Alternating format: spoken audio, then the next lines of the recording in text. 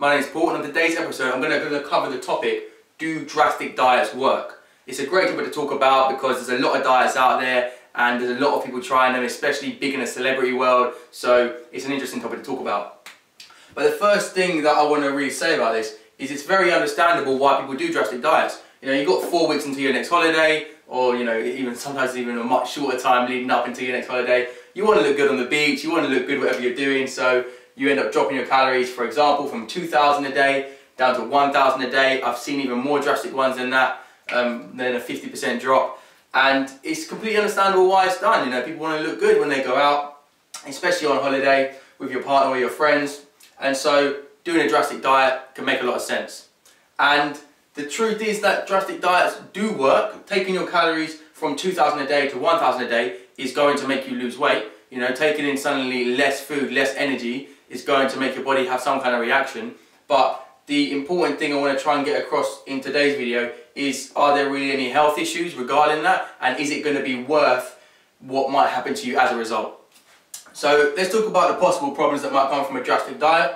The first one is very low calorie diets. Now they're big on causing things like fatigue, constipation, nausea. There are a lot of other kind of bad symptoms from a lot of low calorie diets as well. The second point is the possibility, and although it's not a likelihood, it is a possibility to develop an eating disorder through over-obsession with a drastic diet like this, because it only leaves a couple of weeks sometimes up until a big event. Obviously in the celebrity world it's a show, you know, Oscars or something like that. In kind of everyday life for the rest of us it's holiday and other things like that. Then because it's so drastic, you have to stick to it so rigidly, it can cause such an obsession with it that it could lead to something like an eating disorder with food. So just something to be aware of if you're looking to do something like a drastic diet.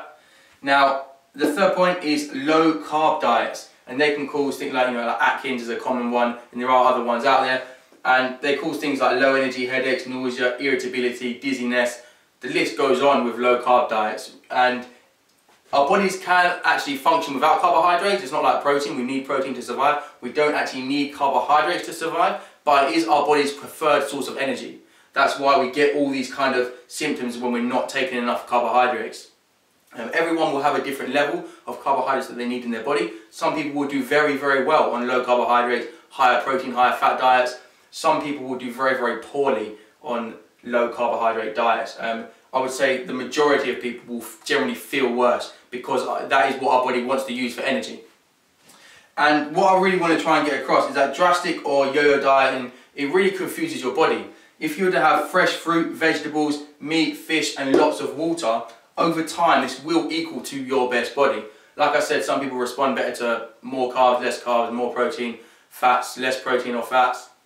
But having a well-rounded diet like this one here, and giving yourself more time.